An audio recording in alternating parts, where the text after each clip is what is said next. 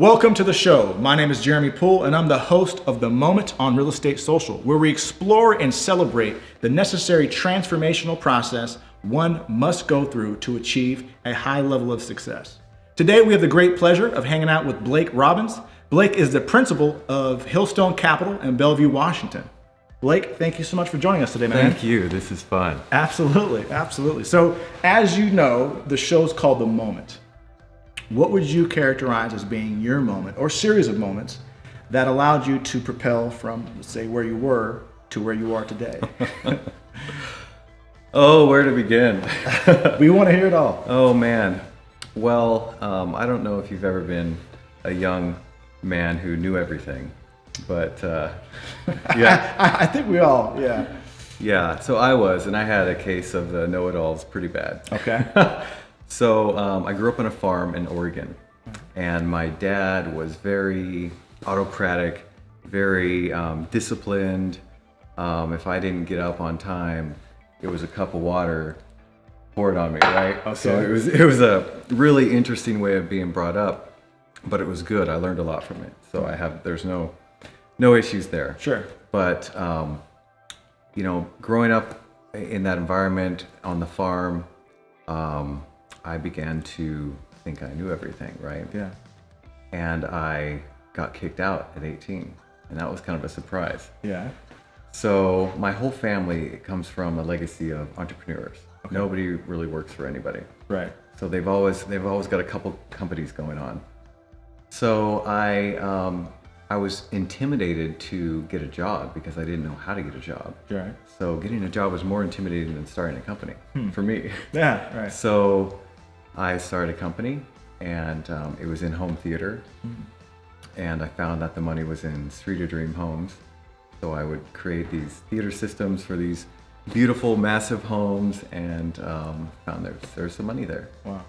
And then that turned into a construction company, a plumbing company, and then a mortgage bank, a development company, and on and on and on. Lots of different companies. Interesting. Yeah. And so you were saying prior to the cameras coming on that you actually became a multi-millionaire at a very young age. Can you kind of tell us a little bit about that whole process and how that felt to achieve being a millionaire at a very young age? I think it's too young. Yeah. I was about 25 when wow. the partnership that I was involved in amassed that kind of wealth. Jeez. And we had a lot of different things going on. We had our hands in a lot of different companies. And, I got kicked out at 18 because I was prideful and I needed a kick in the pants. Right. And then I, was approached with the real world and kind of learned a lesson or two and then did very well and didn't apply all those character lessons. But life has a way of kicking your butt, right? Yeah, course correction. Yeah, exactly. Yeah. Course correction is a great way to put it. So, long story short, you asked about the moment in which kind of the catalyst Sure. of change. Absolutely. I would say when I was 18, got kicked out. That was a wake-up call. And then I went through a divorce. And it was not fun. Yeah. I was trying to sell out of a company at the time. And those two things combined created just a disastrous situation. Wow. And circumstantially brought me to the point of not having anything for a short time, for about 6 weeks. Geez. So how did that feel? So you were this mega success. You're young, you're ambitious, everything's going your way.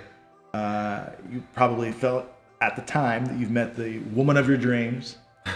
Everyone sort of is looking at you as the guy who has it all together. And then you lose it all. So when you're at that point, was there ever a time when you thought, my best days are behind me? Or did you somehow instinctively know that there was more to come? More to come. More to come. More to come. The lowest low of that time frame was being homeless.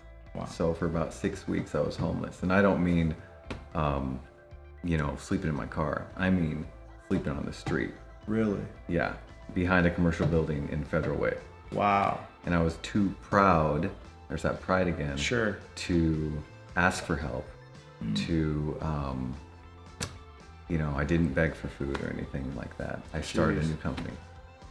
So how do you go from not having even enough money to provide shelter for yourself to actually getting some money, I would imagine? Being creative. Just being creative. Being creative.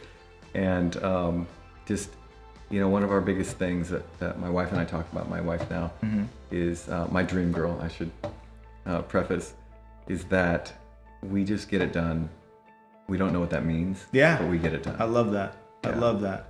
That's what my partners and I also, live by is let's just do what we love to do. Let's do it the best that we can do it. And we're not really sure what's going to happen from that, but it's going to be magical. The cool thing about that is there's a quote that says, all the steps come along the way. Yes. And they do. Yes. And the other analogy that I like is you can be a ship in the harbor and turn that rudder all you want. It's going to go back and forth. Yeah. But unless that ship's moving forward, it can't be steered. Right. So once you move forward, then you can course correct, like you said. Put action behind it, execute, move forward. I love it. Yeah. I love it. Okay. At what point in your life were you the most satisfied and content? Now. Yeah. Okay. And I think I know why, but why is that? Oh, I'd like to hear what you have to say. Well, you just got married to a... Oh, well, yeah. You marry your dream girl and life's pretty good. Right, life's pretty good. But it's because of getting on the other side of those experiences. Right. And it's not the money, it's the character reset that I needed, right? And I'm not trying to say that I was some crazy, prideful, pious jerk. Sure. Well, maybe I was, actually. But, I can look back in hindsight and realize that was not good character. Right. Yeah, so those aren't characteristics I want. That I want for my life. I never me. really wanted that. That was just the wrong attitude in this circumstance. And we're our hardest critic, so I may be kind of overthinking that. But, sure. I'm glad to have learned the things that I've learned. And the funny thing about all the different companies I've owned, from plumbing companies to construction, development, to mortgage banks, real estate brokerage, insurance brokerage, franchises, all kinds of stuff. Without any of those, I would not be poised to run a real estate hedge fund. Yes. Period. That's incredible. Yeah. So I did have a few more questions, but let's jump into that. Can you tell us a little bit about your company, where it's been, where it's going? And I'm really interested to learn more about this product that you're rolling out next month, it sounds like. Oh boy. Let's get That's into a it. little early. I don't know if we can talk about that No? yet. Okay. Hillstone is everything in a real estate hedge fund that I've wanted for years. Okay. We talked before the show about partnerships, and they can be challenging because if it's 50-50, one partner wants this, one partner wants that. Right. You don't agree, it's stalemate. Sure. So you don't move. It's inaction. Right. So that's not exactly an efficient way of doing things. So I get to do everything that I wanted to do, and I'm doing it with my wife, which is awesome. And rare. Yeah. And not easy. Not easy. But actually, it's been forcing us to continue to stay rooted and committed to growth. Yeah. Somebody asked me one time, they said, "What are you committed to in one word?" And I'm like, "Oh, well, I'm committed to blah, blah, blah, blah." Sure. Oh, wait a minute. That's word. 3 words. Yeah. Okay, 1 word. It took me 3 days to figure out what am I committed to in 1 word. Interesting. And I realized that word was growth. Wow. I love that, because for me, I think of the times that I've been the most happiest or satisfied and content, and I think it's the times that I've experienced the most progress. For me, progress equals happiness. I feel like if you are an entrepreneur, if you are a hard driving, ambitious person, you have all these thoughts, and there's a lot of frustration that you feel inside unless you see a manifestation of those thoughts. See results. Yeah. See progress. Yeah. Good. Yeah, I completely understand. That's good. What is your greatest regret in business? In business. Oh, good. I'm glad you could. Make it a little bit easier on you. Yeah. I think that negative relationships turn into toxic relationships because that's the one direction they're headed. Right. Negativity goes in one direction. Sure. And so down. So I regret not making faster moves in business partnerships that Interesting. weren't healthy. I've heard that quite a bit, actually. Yeah. Not identifying the traits and the symptoms of a downward spiral before you're Right. literally going down, and sort of cutting that off. Right. Love that. Love that. What is the number one unchecked item on your bucket list? Just in life in general. I'm sure there's some things that you and your wife maybe were talking about on the beautiful honeymoon you guys were just on. Was it last week or the week before? Yeah, a couple weeks. Puerto Vallarta. Yeah. For 2 weeks, which was actually too long because. That's a long trip. Well, it was great. I'm not complaining. Sure. Yeah. Oh, life is so hard. It was 2 weeks.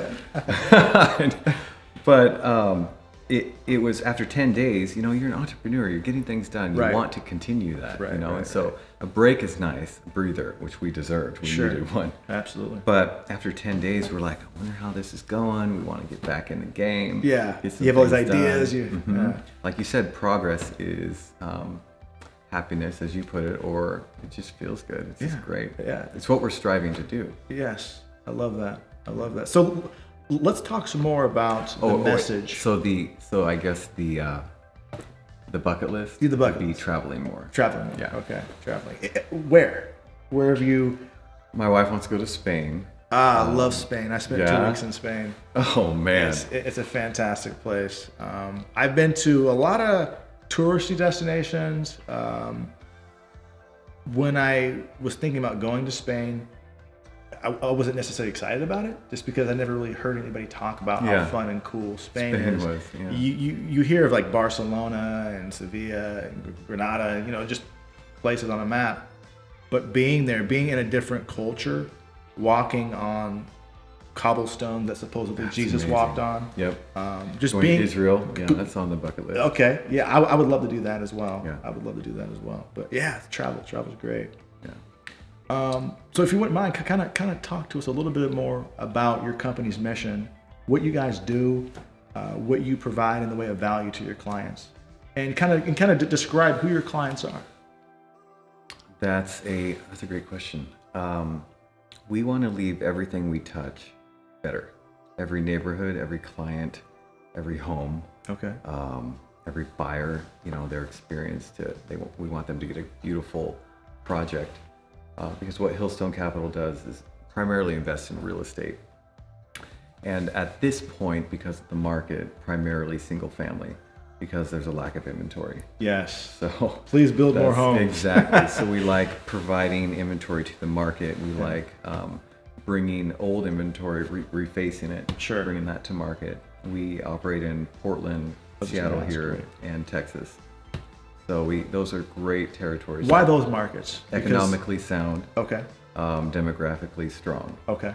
Perfect. So we like that. Our client is someone who appreciates real estate investing, and whatever they've allocated from their portfolio towards real estate investing, we want to tackle that, and only that. Gotcha. We're not wealth managers. We're not an RIA. Right. We just focus on the real estate investment allocation, and that's it. Perfect. So Blake, it sounds like you have a lot of business experience. You've owned a wide variety of different companies over the last many, many years. How are you doing business now in 2017 that's different or better or more evolved than, let's say, how you were doing business 5-10 years ago? Very good question, because the only thing constant is change, right? Right. So things are always changing. Remember business before Twitter? Yeah. Remember before even Facebook, which Sure. is not even that old? Yeah. You're in the mortgage business. You understand that it wasn't that long ago where we couldn't scan documents. We could fax documents, but Sure. we couldn't scan documents. True. Now we have DocuSign. Are you kidding me? So things are always changing. One thing that I've noticed is that your company has to have a mission. What are we trying to accomplish for the masses? It has to have a vision. You have to have a direction that you're going. It has to be clearly articulated. This is what we're going to become. Right. And that's been true in business for a lot of years. But what we've noticed lately is that businesses need a model to follow, because there are more large companies than there have ever been in history. Yeah. Massive companies. Yes. And so you have the Apple way, you have the Google way. With real estate, you have, if you're a SaaS model, a software as a service model, you have the Zillow option, Sure. or the Redfin option. They're both right, Right. but one has more money because of their strategy, and it's just, you got to have a model to follow. We're going to operate kind of this way. We're going to operate kind of that way. It helps articulate things. You can borrow concepts. Some people think that copying pays better than innovating. It does, and there's two ways to look at that. Sure. So I think the business mission, the vision, the model, and what we've noticed lately is that a really important, why are they all M words, is message. Yeah. What is the message? Bingo. And that we've noticed with our company is it unfolds organically.